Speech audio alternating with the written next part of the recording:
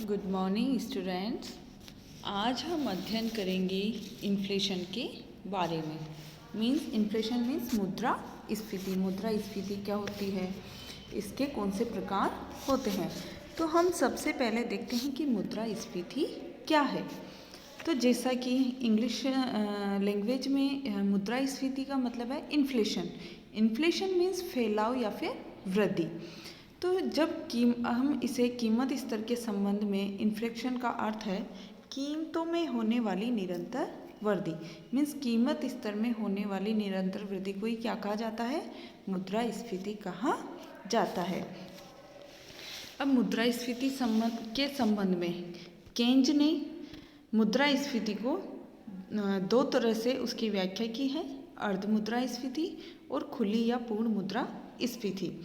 अर्ध मुद्रास्फीति है वह है जो पूर्ण रोजगार से पूर्व मुद्रा की मात्रा में वृद्धि होने से रोजगार और उत्पादन की मात्रा में भी कुछ वृद्धि होती है और इसके बाद में कीमतों में वृद्धि मुद्रा की मात्रा में हुई वृद्धि के अनुपात में नहीं होती। तो पूर्ण रोजगार स्तर से पूर्व कीमत स्तर में होने वाली वृद्धि को ही क्या कहा जाता है, अर्ध मुद्रास्फीति कहा जाता है, जो पूर्ण रोजगार स्तर से पूर्व कीमतों में वृद्धि होती है। नेक्स्ट है खुली या पूर्ण मुद्रास्फीति किसे कहते हैं। पूर्ण मुद्रास्फीति वह होती है जो पूर्ण रोजगार स्तर पर पहुंचने के पश्चात मुद्रा की मात्रा में वृद्धि के कारण कीमत स्तर में जो वृद्धि होती है उसे क्या कहा जाता है, खुली या पूर्ण मुद्रास्फीति कहा जाता है। और इसका कारण क्या है इस मुद्रास्फीति का, कि प्रभावपूर्ण मांग के बढ़ने पर भी वस्तुओं के उत्पादन में वृद्धि होना संभव नहीं होता, क्योंकि उत्पादन के सभी साधन क्या होते हैं, काम पर लगे हुए होते हैं, सभी पहले ही पूर्ण रोजगार होता है। अब है मुद्रास्फीति कितने प्रकार की होती है। तो हम सबसे पहले देखते हैं मुद्रास्फीति कई प्रकार की होती है। तो हम सबसे पहले देखते हैं सरकार के नियंत्रण की मात्रा के आधार पर मुद्रास्फीति कितने प्रकार की होती है। फर्स्ट है खुली मुद्रास्फीति। खुली मुद्रास्फीति वह स्थिति है जिसमें कीमतों में होने वाली वृद्धि को नियंत्रित करने के लिए कोई उपाय नहीं अपनाए जाते। मीन्स खुली मुद्रास्फीति में कीमत संयंत्र वस्तुओं के वितरण का कार्य करता है। मीन्स जिन लोगों के पास अधिक धन होता है वो अधिक वस्तुएं प्राप्त कर सकते हैं। जैसे जर्मनी में प्रथम महायुद्ध के पश्चात होने वाली मुद्रास्फीति कैसी थी, खुली मुद्रास्फीति थी। दबी मुद्रास्फीति, जब बढ़ती हुई कीमतों को प्रशासनिक उपाय जैसे राशनिंग, कीमत नियंत्रण आदि के द्वारा सरकार दबा देती है और कीमतों को नहीं बढ़ने देती, तो इस प्रकार की स्थिति को कौन सी स्थिति कहा जाता है, दबी मुद्रास्फीति कहते हैं। और ये उसी प्रकार से है जैसे किसी गुब्बारे को फूलने तो दिया जाए लेकिन उसे फटने न दिया जाता है, क्योंकि अगर फट जाएगा तो क्या होगा, धमाका होगा। तो दबी हुई मुद्रास्फीति वह स्थिति है जिसमें वर्तमान समय में कीमतों में होने वाली वृद्धि को सरकार के द्वारा दबा दिया जाता है, लेकिन भविष्य में जैसे ही सरकारी नियंत्रण समाप्त होता है तो कीमतों में तेजी से वृद्धि होने लगती है। अब है राजनीतिक स्थिति के आधार पर मुद्रास्फीति तीन प्रकार की होती है, युद्धकालीन मुद्रास्फीति, युद्धोत्तर मुद्रास्फीति और शांतिकालीन मुद्रास्फीति। युद्धकालीन मुद्रास्फीति, युद्ध के खर्चों को पूरा करने के लिए सरकार मुद्रा की पूर्ति में बहुत अधिक मात्रा में वृद्धि कर देती है और उत्पादन का अधिकतम भाग किसके द्वारा खरीद लिया जाता है, सरकार के द्वारा ही खरीद लिया जाता है। तो इस प्रकार से जो आम जनता है उसके उपभोग के लिए वस्तुएं बहुत कम उपलब्ध होती है। तो बहुत कम उपलब्ध होने के कारण क्या होता है, कीमतें बढ़ने लगती है। तो इस कारण से युद्ध के समय जो मुद्रास्फीति होती है उसे युद्धकालीन मुद्रास्फीति कहा जाता है। युद्धोत्तर मुद्रास्फीति, युद्ध के पश्चात भी मुख्य रूप से दो कारणों से मुद्रास्फीति की प्रवृत्ति जारी रह सकती है।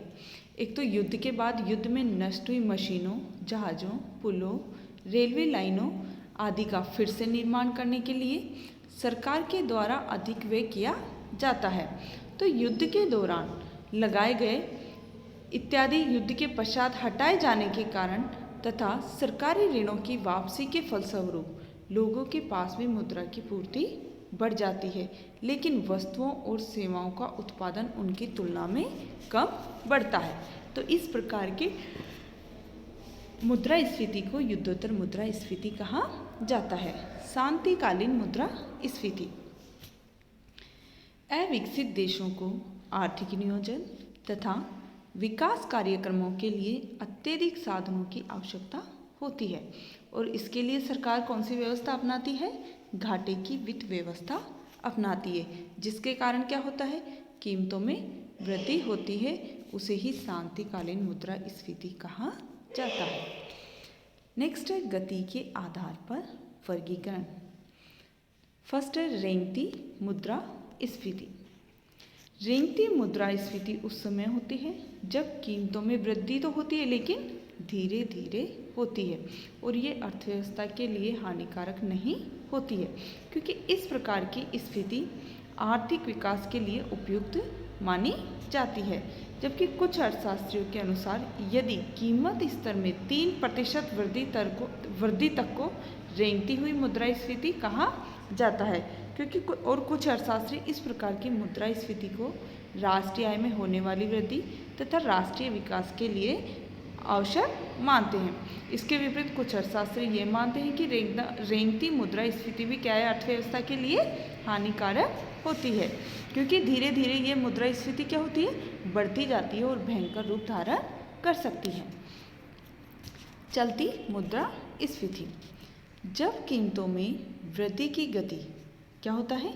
धीरे धीरे, वो तो है रेंगती मुद्रास्फीति, लेकिन वो धीरे धीरे से अगर उसकी गति बढ़ने लगती है तो वो मुद्रास्फीति की मात्रा में क्या होता है? कुछ तेजी आ जाती है और इसे ही चलती मुद्रास्फीति कहा जाता है। जब किसी दशक में मान लो कीमतों में होने वाली वृद्धि 30 से 40% हो जाती है तो इसे चलती मुद्रास्फीति कहते हैं। दौड़ती मुद्रास्फीति, जब कीमतों में वृद्धि की गति अत्यधिक तीव्र हो जाती है और थोड़े से समय में ही कीमतों में पर्याप्त मात्रा में वृद्धि हो जाती है तो इसे दौड़ती हुई मुद्रास्फीति कहा जाता है और इसकी दर 80 से 100% प्रति दशक हो सकती है।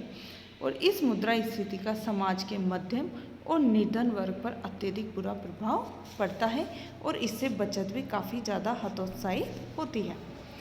सर पर दौड़ती हुई मुद्रास्फीति या अति मुद्रास्फीति। मुद्रास्फीति की ये एक ऐसी अवस्था है जिसमें कीमतों में क्या होता है? अचानक से तीव्र गति से वृद्धि होती है। इसमें कीमतें आसमान को छूने लगती है, मीन्स बहुत ज़्यादा वृद्धि हो जाती है और इस अवस्था को क्या कहा जाता है? इस प्रकार की मुद्रास्फीति को भयंकर राक्षस भी कहते हैं, क्योंकि इसके कारण सारी अर्थव्यवस्था अस्त व्यस्त हो जाती है। नेक्स्ट, क्षेत्र के आधार पर वर्गीकरण। क्षेत्रीय मुद्रास्फीति, जब मुद्रास्फीति का प्रभाव देश के किसी एक भाग में या किन्हीं एक या दो प्रकार की वस्तुओं जैसे दाल और पेट्रोल आदि पर पड़ता हो तो इसे विकीर्ण मुद्रास्फीति या क्षेत्रीय मुद्रास्फीति कहा जाता है।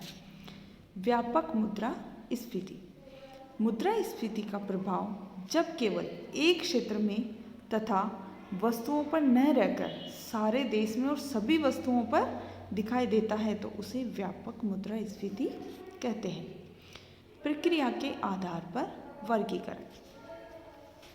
मजदूरी प्रेरित मुद्रास्फीति, श्रमिकों के संगठन शक्तिशाली होने के कारण उनकी सौदा करने की शक्ति क्या होती है? बढ़ जाती है और श्रमिक अधिक मजदूरी की मांग करने लगते हैं तो इसके कारण कीमतें बढ़ने लगती है और उसे ही मजदूरी प्रेरित मुद्रास्फीति कहा जाता है। लाभ प्रेरित या मार्कअप मुद्रास्फीति, विकसित देशों जैसे अमेरिका आदि में क्या है? बड़ी बड़ी कंपनियां अपनी वस्तुओं की कीमत निर्धारित करते समय उनकी लागत के ऊपर एक निश्चित प्रतिशत लाभ के रूप में बढ़ा देती है और इस क्रिया को ही क्या कहा जाता है? मार्कअप कहा जाता है। तो ये कंपनियां मार्कअप को काफ़ी ऊंचा रखती है, जिसके फलस्वरूप क्या होता है? वस्तुओं की कीमतें भी बढ़ती है और मुद्रास्फीति उत्पन्न होती है।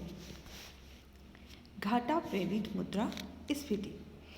सरकार के घाटे की वित्त व्यवस्था के फलस्वरूप जो मुद्रा स्फीति होती है उसे घाटा प्रेरित मुद्रा स्फीति कहते हैं। और ये कब आती हैं? ये स्थिति उस समय होती है जब घाटे की वित्त व्यवस्था के कारण मुद्रा की पूर्ति बढ़ जाती है, लेकिन वस्तुओं और सेवाओं की पूर्ति नहीं बढ़ती जिस अनुपात में मुद्रा की पूर्ति बढ़ी है। तो इस प्रकार की स्फीति को घाटा प्रेरित मुद्रा स्फीति कहा जाता है। Thank you.